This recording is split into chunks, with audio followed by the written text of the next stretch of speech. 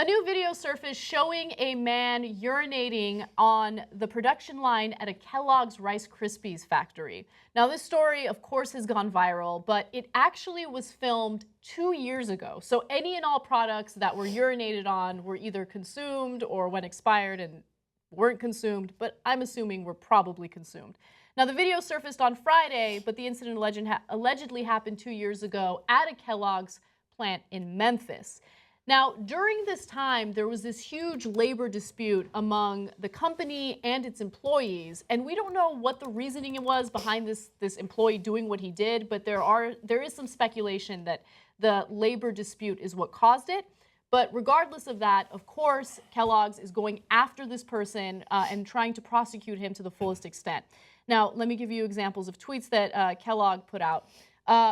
We're outraged and disgusted. Internal and criminal investigations are underway. We'll post more info as it's available. The products that were affected by this include Rice Krispies, Rice Krispie Treats, granola clusters, and other puffed rice products. Puffed soaked rice. Wow. Snap, crackle, piss. Am I right? I just realized, why didn't we go with Rice Krispies? Damn. We missed it.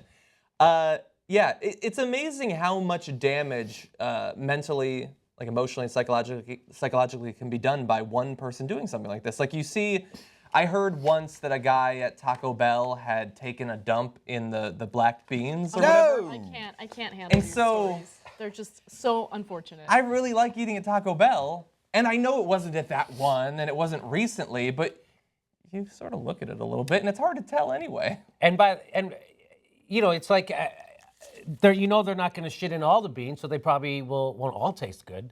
But I don't know if you've had Taco Bell's beans. Not so good. I don't know. I like Taco Bell. But maybe it could only help. Look, it's ridiculous to say with complete certainty that he did this because of the labor dispute. But what I want to emphasize in this story, because I think that there's something we can take away from it, is that generally speaking, employees do the right thing and they respect the company and they're good workers when they feel like they're being respected and when they're being compensated properly, right? Yeah. So, if you're expecting your employees to work insanely long hours because it's a special year that you feel like it's necessary for that to happen, give them an incentive. Make them feel like they're valued. You see what I'm saying? I do. I do. And they'll be more loyal to you and they'll do their job correctly. I think that's important. I mean, in that like if at the Rice Krispies thing, let's say they had to make Rice Krispies late at a bunch of debates in town halls.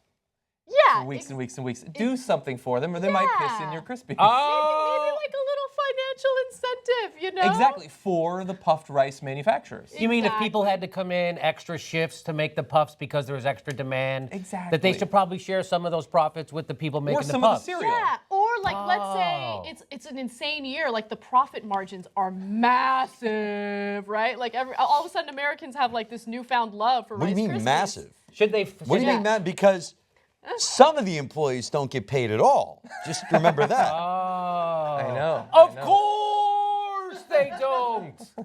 We're just saying that Kellogg needs to take care of the situation. This Kellogg guy, though, in his defense, being on strike, it is draining.